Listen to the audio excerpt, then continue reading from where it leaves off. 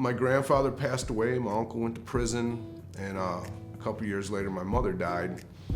And at that point, I started dabbling in using drugs because, to be honest, I didn't even smoke pot or drink until I was like 18 years old.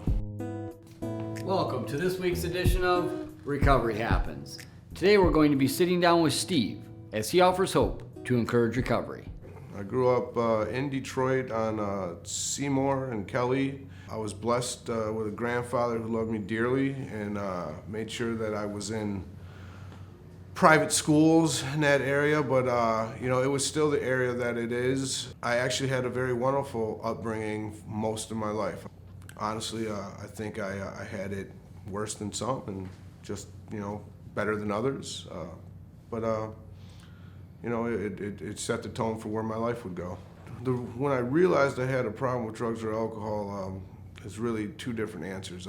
I did a lot of illegal things with drugs before I ever used. The nature of my family and the things that they were into. Growing up, I thought that that's what we did. That you get into these lifestyles and this is how you make your money and things. And then I got a little older, and my grandfather passed away. My uncle went to prison, and a couple years later, my mother died. And at that point, I started dabbling in using drugs because, to be honest, I didn't even smoke pot or drink until I was like 18 years old.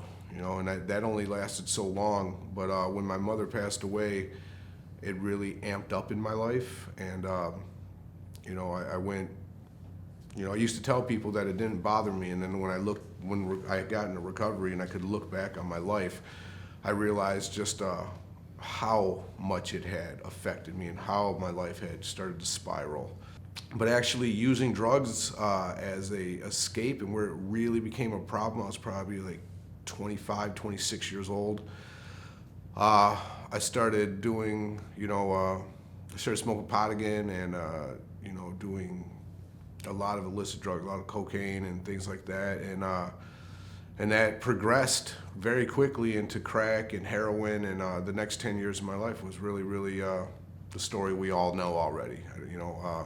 All of those things that we do when we're living that life, I did. And very, very fortunate that, at 36 years old, things happened that made me change that. I've been in long-term recovery for 5.5 years. January 3rd is my recovery date. So I'm pushing 6 at this point. And like I said, it has been a wonderful, wonderful ride for me. It is, even at close to 6 years, I still have things that come up. Life still shows up.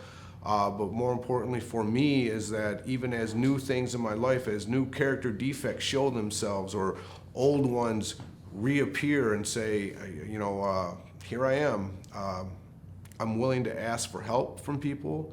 I went back to therapy because recovery for me is not just, I need to quit the drugs and alcohol. That's where it started for me. It's a complete lifestyle, and the willingness to be accountable to my life and to accept that I have issues and that they're deep-seated sometimes, and that I'm always going to be in this practice, and it's always going to be something new and different that I need to deal with. What I do today in my recovery is I'm a peer recovery coach in the ERs. I also run 3 quarter houses in the Macomb area, which allows me to be an example to other people in recovery of how it works if you put the energy in, and that there's no limit to where you can take these things. And I'm also the president of the men's chapter of Drug Free All Stars. And our purpose is to meet people where they're at, to help them in whatever pathway their recovery looks like for them. We believe in multiple pathways to recovery. I know that I've taken several, and I still practice several. So, we have chapters in Macomb, Oakland, and Genesee counties. We have numbers for those on the websites. So if people need help, we just try to help them. I can only speak to my experience, but my recovery has been very, very blessed. I've You know, I've acquired a lot of things because, you know, I've found some jobs and some business opportunities that I truly love that, you know, allow me to live my life the way I like to live it.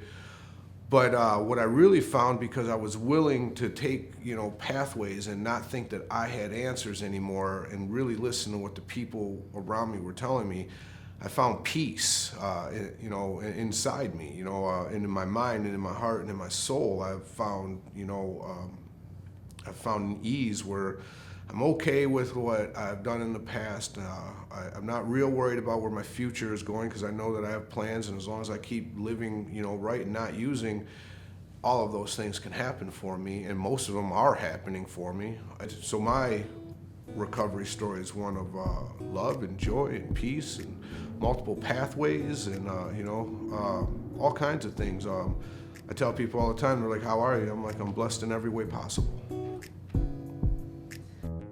Thank you for watching this week's edition of Recovery Happens. If you want to help strengthen the recovery community, partner with us by visiting our website and going to bwrock.org and click donate. We'd like to thank our sponsor, Drug Free All Stars.